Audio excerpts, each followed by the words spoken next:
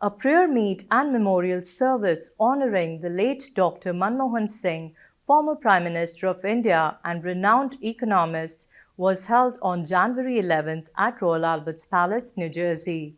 Organized by the Indian Overseas Congress of USA, led by Peter Kothari, the event drew over 600 attendees, including community leaders, elected officials, and former NJ Governor Jim McGreevey. Tributes celebrated Dr. Singh's vision and contributions to modern India alongside patriotic songs and bhajans. Take a look.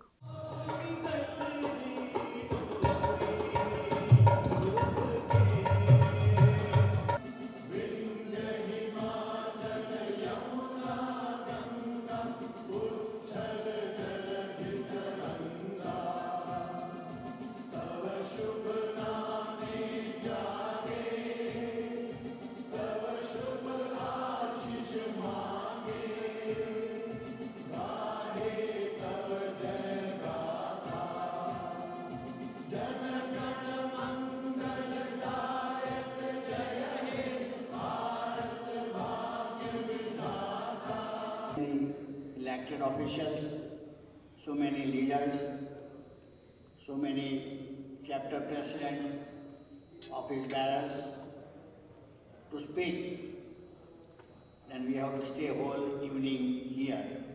And at this time, you all can sit down, and thank you for your confidence, trust in me, and allowing me with a free hand to conduct all kinds of our activities.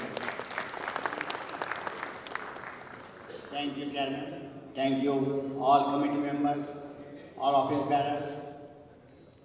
At this time, I'll invite Indian Overseas Congress of USA Working President Pradeep Shyamala to take it over from this point and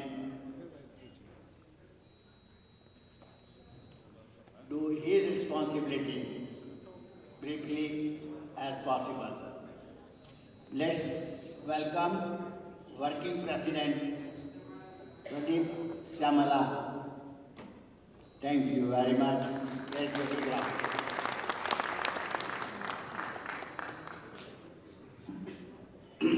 Thank you, Peter Kotarji.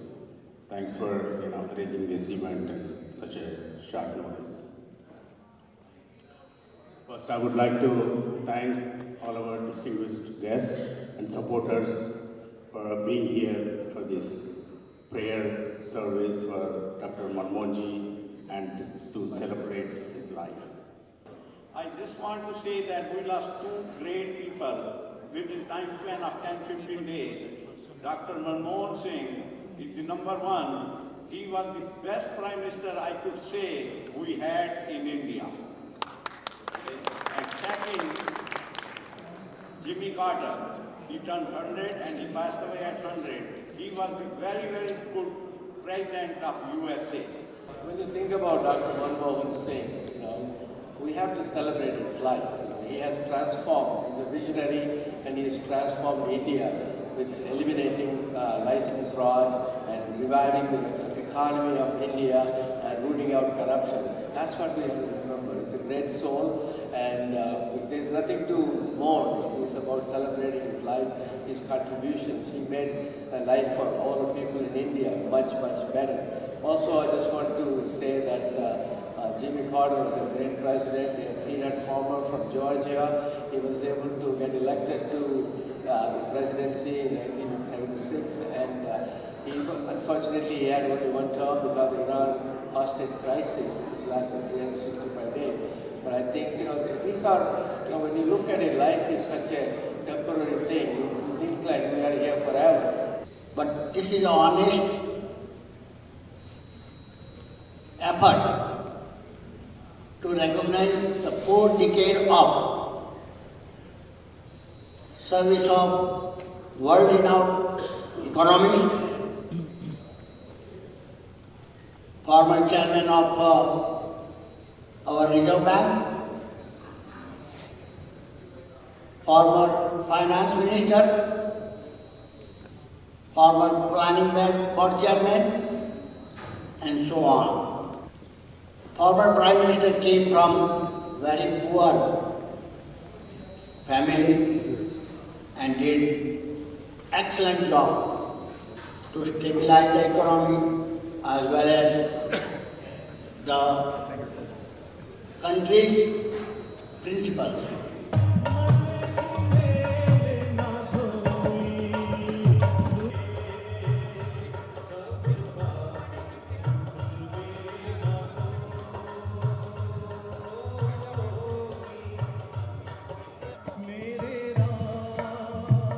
Through East and West, and you realize the strength of India. And so why this is so important today is we recognize a gentle giant.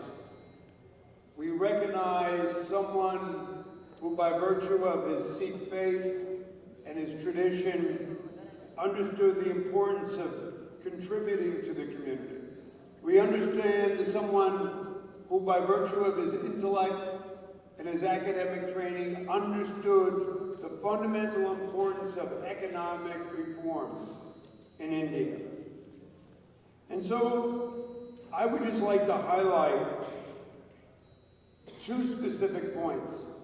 But before I do that, I wanted to share the quote by President Barack Obama in his titled A Promised Land text. And he describes the former Prime Minister as wise, thoughtful, and scrupulously honest. That's what President Obama said. And as was shared in terms of his birth, that he was educated at Oxford University, but in 1991, and we're here in 2024, in 1991, then Singh drafted what economists called one of the most radical budgets in India's history. It literally opened up India to the free market. And the Prime Minister understood that this was essential if India was to take her place among the nations of the world as the world's largest democracy. It needed to have a vigorous, open, and dynamic economy. BRICS is the South Global, I would say, the coalition where Brazil, Russia, India, China, and South Korea, they created that group and came on the international front to present as a major democratic and one of the most advancing economic power.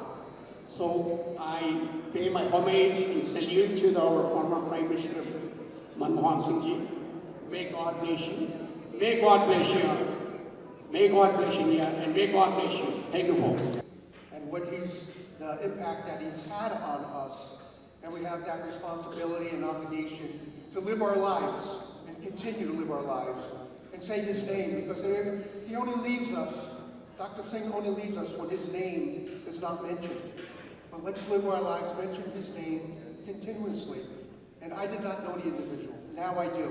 And I will pray to him every day and ask him for strength and courage to make the tough decisions that he had to make as Prime Minister of India. It's ironic that this past week, the United States lost a leader, a 100-year-old former president, Jimmy Carter. And we're all mesmerized about what he accomplished in a lifetime. And there's two examples of what we can do with our lives. Two shining examples how we can make the world a better place. And so I thank you for inviting me here today, and thank you for giving me a minute to say hello. And I look forward to working with you all, and let's keep Dr. Singh's legacy alive.